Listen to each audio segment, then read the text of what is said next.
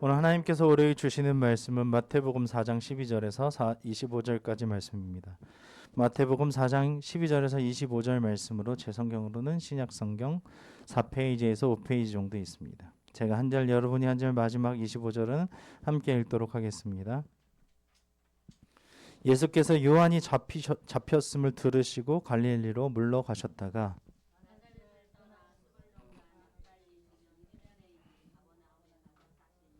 이는 선지자 이사야를 통하여 하신 말씀을 이루려 하심이라 일렀으되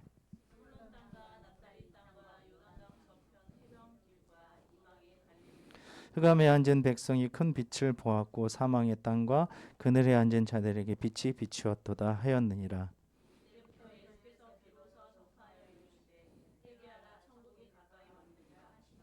갈릴리 해변에 다니시다가 두 형제 곧 베드로라 하는 시몬과 그의 형제 안드레가 바다에 금을 던지는 것을 보시니 그들은 어부라.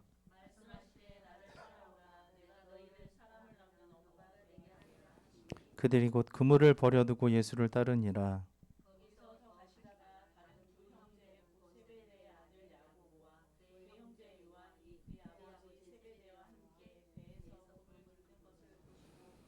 그들이 곧 배와 아버지를 버려두고 예수를 따르니라.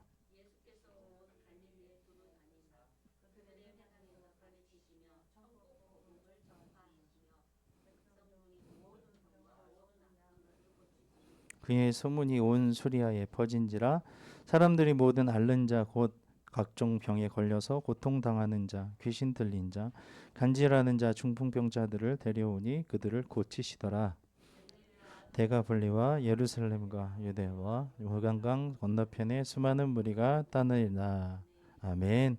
할렐루야. 우리 하나님께 영광의 박수 올려드립시다.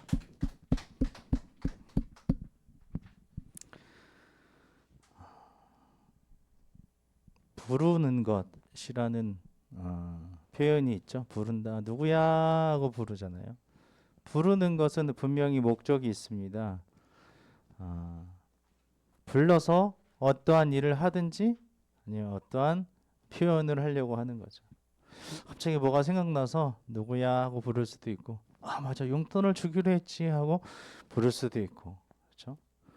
어떤 일을 맡기려고 부를 수도 있는 거예요.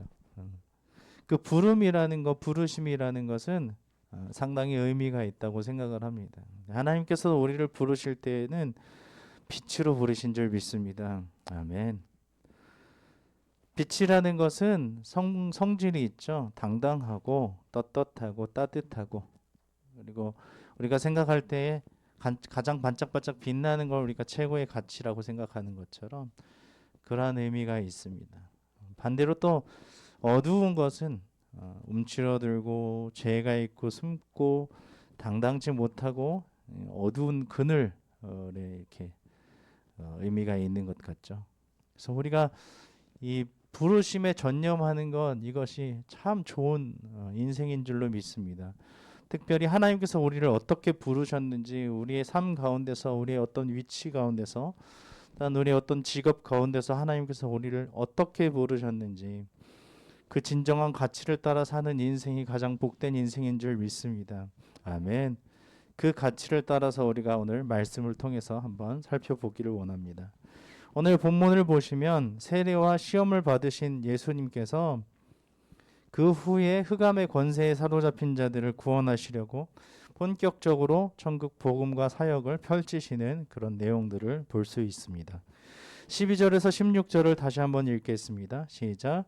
예수께서 요한이 잡히셨음을 들으시고 갈릴리로 올라가셨다가 나사렛으로 떠나 스불론 납달리 지경 해변에 있는 가버나움에 가서 사시니 이는 선지자 이사야를 통하여 하신 말씀을 이루려 하심이라 일렀으되 스불론 땅과 납달리 땅과 요단강 저편 해변 길과 이방의 갈릴리여 흑암에 앉은 백성이 큰 빛을 보았고 사망의 땅과 그늘에 앉은 자들에게 빛이 비치었도다 하였느니라. 아멘. 하나님께서는 선지자 이사야에게 하신 말씀을 성취해 주셨습니다. 할렐루야. 아멘. 아주 절묘하게 요한 세례를 베풀던 그 세례 요한이죠.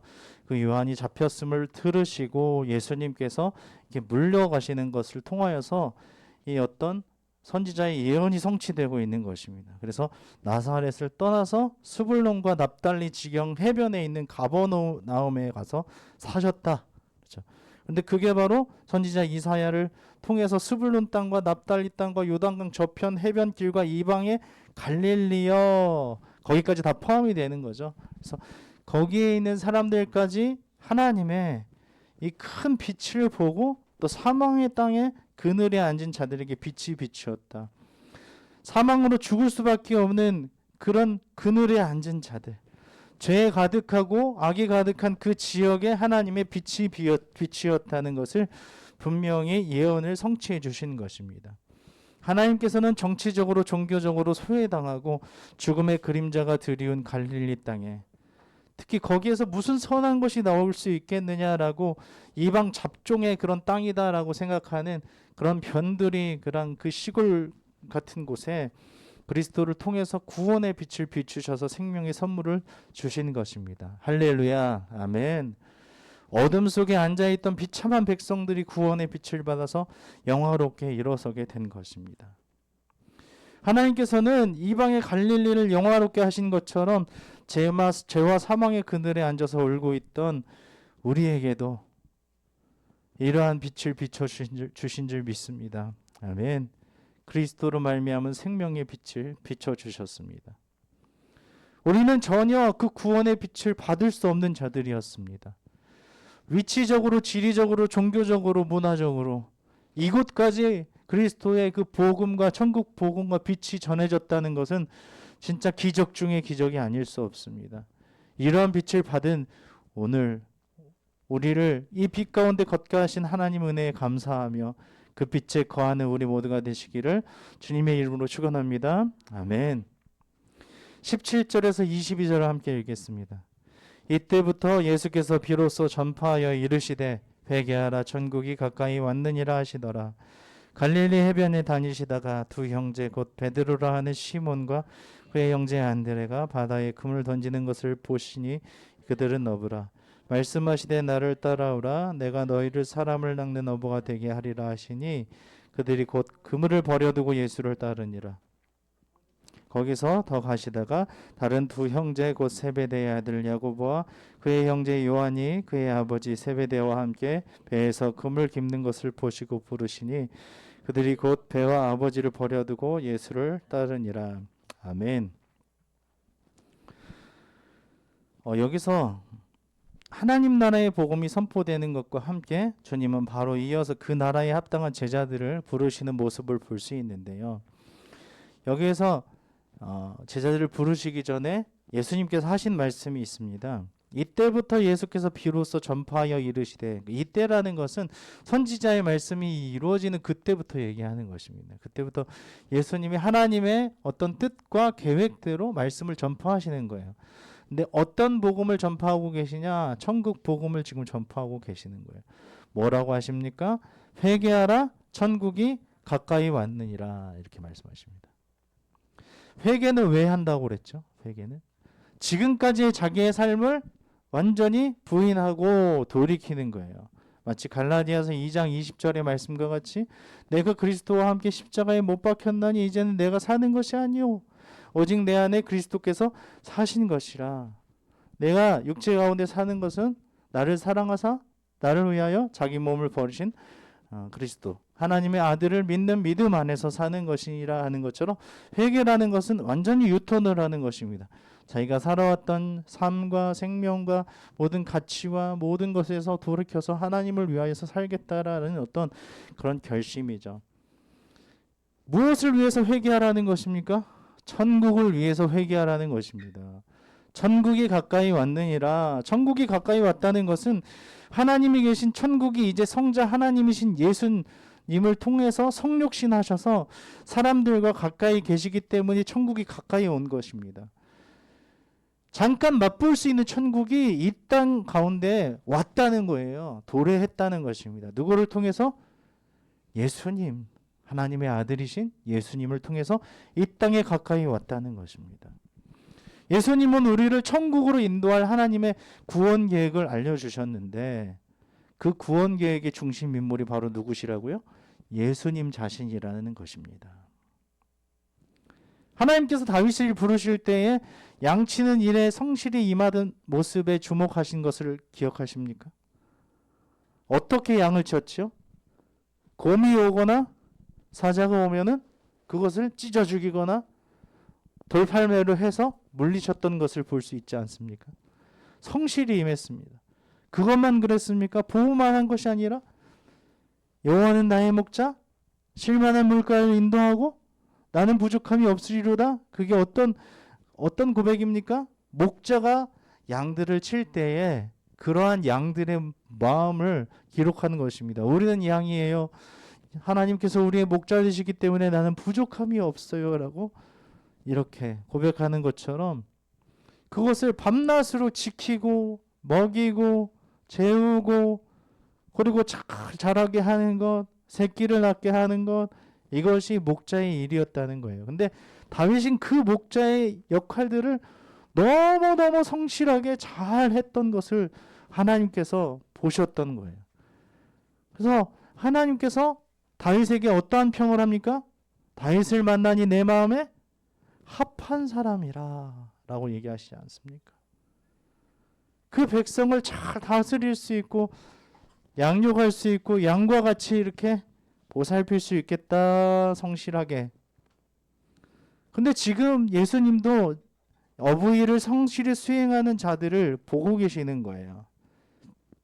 그 어부일을 성실히 그물을 꿰고 고기를 잡는, 성실하게 매일매일 나가서 하나님께서 주시는 것을 받아 먹는 그 사람들을 보고 계셔서 그 사람들을 불러서 천국 일꾼으로 세우고 계시는 것입니다. 최선을 다해 양치는 자를 불러서 이스라엘을 다스리게 치리하게 하시고 자신의 전부를 내걸고 고기를 잡는 자를 부르셔서 사람을 낚는 어부가 되게 하시는 주님이 오늘 우리를 주목하고 계시는 것입니다. 어떻게 주목하고 계십니까? 어떻게 살아가고 있는지. 그냥 이 내 앞에 닥친 것을 모면하려고 귀찮아, 힘들어, 이것만 이거 어려워, 힘들어, 이것이 아니라 성실하게 이거를 어떻게든 막 해내려고 하고 이뤄내려고 하고 막 이렇게 꼬여있는 것까지도 다 풀어가지고 성실하게 그 일을 해내려고 하는 그 모습을 본다는 것입니다. 뭐 하나 키우려면 너무 힘들잖아요. 금붕어를 키우든 개구리를 키우든 햄스터를 키우든 아니면 식물을 토마토 나무를 키우든 딸기 나무를 키우든 얼마나 힘듭니까? 그것이 잘 자라게 하려면 어떻게 해야 되죠? 사랑해주고 성실히 그것을 보살펴줘야 된다는 거예요. 근데 하나님께서는 그걸 보신다는 것입니다. 그 모습을 보고 부르신다는 것입니다. 무슨 일을 하든지 주님의 부르심을 받을 자로서 최선을 다해서 성실하게 하나님 앞에 임하시기를 주님의 이름으로 축원합니다. 아멘. 23절에서 25절 함께 읽겠습니다. 예수께서 온 갈릴리에 두루 다니사 그들의 회당에서 가르치시며 천국 복음을 전파하시며 백성 중에 모든 병과 모든 약한 것을 고치시니 그의 소문이 온 수리아에 퍼진지라. 사람들이 모든 앓는 자 곧 각종 병에 걸려서 고통당하는 자 귀신 들린 자 간질하는 자 중풍병자들을 데려오니 그들을 고치시더라. 갈릴리와 데가볼리와 예루살렘과 유대와 요단강 건너편에서 수많은 무리가 따르니라. 아멘. 예수님은 하나님 나라를 전파하시고 가르치시며 모든 질병을 고쳐주셨습니다. 예수님은 고치시는 분이세요. 막 불을 내려가지고 막 심판하고 막 그러신 분이 아니라 고치시고 사랑하시고 또 생명을 주시고 빛을 주시는 분이 예수님이십니다. 여기서 등장하는 회당은요, 그 바벨론 뉴스라고 그러죠. 바벨론 유배에서 포로에서 돌아온 유대인들이 각 지역에 세운 예배와 교육을 위한 집회의 장소들이 이제 회당이라고 합니다. 그래서 신약 시대 이후에 대부분의 도시와 큰 마을이 있는 그런 곳 같은 데는 회당이 세워진 것입니다. 그래서 동네마다 회당이 있어요. 큰 마을 중에는. 그래서 지금도 천국 복음이 선포되는 곳에는 병든 것과 약한 것들이 치료되고 온전케 되는 역사가 힘있게 일어날 수 있다는 것입니다.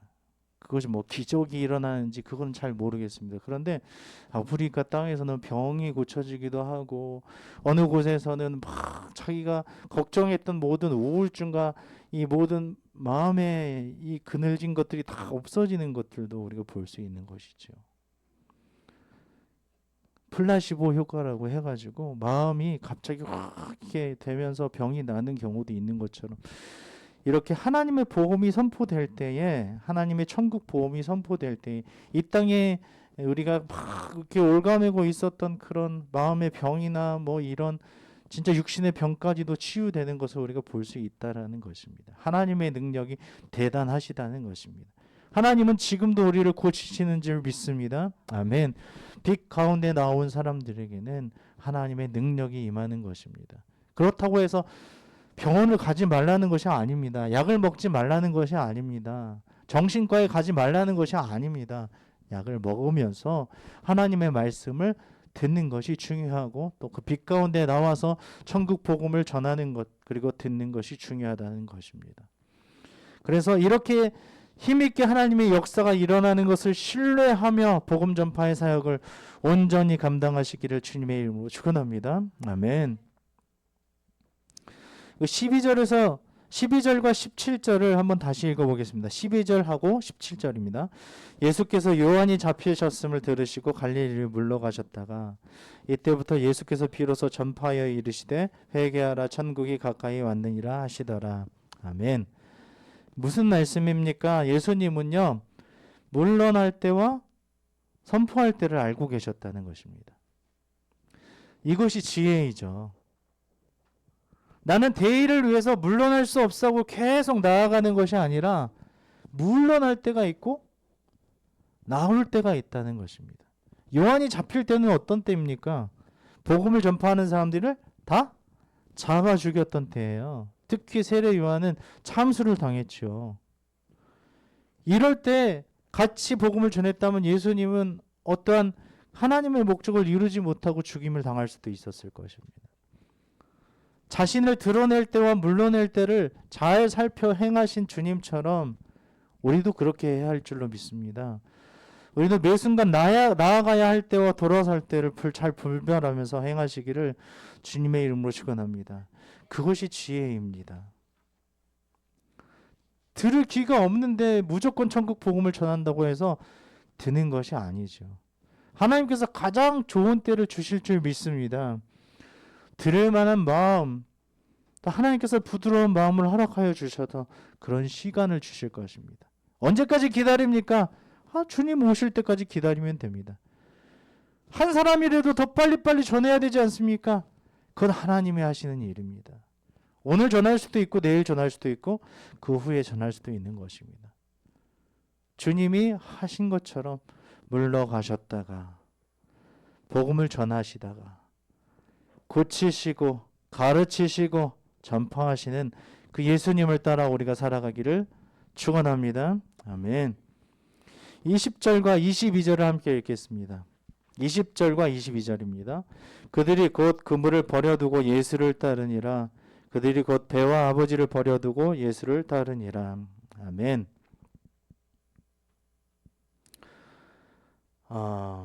그 전에 있는 19절도 한번 다시 읽어볼까요? 말씀하시되 나를 따라오라 내가 너희를 사람을 낚는 어부가 되게 하리라 하시니. 아멘. 사람들을 하나님 나라로 이끄는 복음의 일꾼이 되려면요 우리가 먼저 주님의 이끄심을 잘 따라가는 순종이 필요하다는 것입니다. 어떠한 기술을 배우려면 그 기술을 잘 습득해야 하는 것처럼 복음을 전하고 천국을 보여주려면 천국 복음을 전파하려면 예수님을 잘 따라가야 한다는 것입니다. 오늘도 앞서 일하시는 주님께서 우리에게 무엇을 요구하시는지 말씀을 잘 듣고 따라가야 합니다. 주님께서 이렇게 말씀하시는데 저렇게 하면 안 된다는 것입니다. 이렇게 해야 된다라고 하실 때 이렇게 하는 것입니다. 온유와 온전함과 오래 참음과 기다림으로 신실함으로 이렇게 말씀하시면 그렇게 해야 되는 거예요. 그 지역에 발을 털고 떠나라라고 말씀하실 땐 떠나야 하는 것입니다.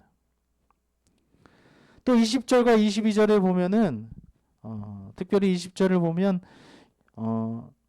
하나님의 백성은 곧 버리고 예수님을 쫓는 사람인 것을 우리가 볼 수 있습니다. 그런데 이 사람들이 왜 어떻게 예수님을 따랐을까라는 생각을 해볼 수 있는 것이죠. 배를 버리고 그물을 버리고 그 부모를 버리고 아버지를 버리고, 버린다는 것은 뒤로 하고 그 더 나은 가치를 따라 행했다는 것인데, 요한복음 1장 35절에서 51절에 보면 시몬 베드로와 안드레는 이 사건이 있기 전에 이미 예수님을 따랐다는 것을 우리가 볼 수 있습니다. 제한적 의미에서 시몬과 안드레는 이미 예수님의 권능을 체험했다는 것을 우리가 볼 수 있었습니다. 이제 예수님의 공적인 부르심에 즉각 자신을 온전히 내맡길 준비가 되어 있었던 것이기 때문에 자기의 생업과 그리고 자기가 봉양했던 가족들, 그 가족들도 하나님께 맡기고 이제 떠났던 것입니다. 예수님께 이제 예수님의 부르심에 합당하게 예수님을 쫓는 사람이 되었던 것입니다. 그래서 예수님과 함께하는 사람들을 제자라고도 하지만 그 다음에 하나님 사도라고도 합니다. 그래서 예수님과 함께 살면서 예수님 행하신 행적과 행하신 일들과 어떤 가르침을 받아서 그대로 예수님처럼 전파하고 행하는 사람들이라고 하죠. 그래서 하나님의 백성들, 곧 버리고 예수님을 쫓는 사람, 우리 안에 무엇을 버려야 그리고 하나님의 부르심에 즉각 우리 자신을 내맡길 수 있을까요? 우리가 버려야 할 것, 그리고 우리가 하나님 앞에 내맡겨야 하는 것이 무엇인지 오늘 말씀을 통해서 배우기를, 한번 깨닫기를 원합니다. 생각해 보기를 원합니다. 하나님 나라를 소망할지, 어떤 마음으로 하나님 나라를 소망할지 결단하며 살아가시기를 우리 주님의 이름으로 축원합니다. 아멘. 오늘 말씀을 잘 보시면요, 하나님의 부르심은 정말 신실하시다. 부르실 만한 사람들을 부르신다. 그리고 어떤 사람을 부르신다라고 또 우리에게 말씀하셨지요. 그리고 그 부르시는 사람들은 어떻게 행하고 있었습니까? 더 나은 가치를 향해서 버리고 곧 쫓아가는 것이었습니다. 우리는 생업을 버리라는 것이 아닙니다. 가족을 버리라는 것이 아닙니다. 더 나은 가치와 천국을 위해서 우리가 쫓아야 될 것이 무엇인지를 한번 따라가야 한다는 것입니다. 이 시간 우리가 결단하며 살아갈 때에 하나님께서 우리에게 그러한 말씀을 주실 것입니다. 네 마음에 더 내려놓아야 될 것은 무엇이다. 네가 그것을 내려놓고 따라야 할 것은 무엇이다 라고 생각하는 것, 말씀하시는 것, 그것을 결단하며 우리가 따라가며 쫓아가는 우리가 되시기를 주님의 이름으로 축원합니다. 아멘.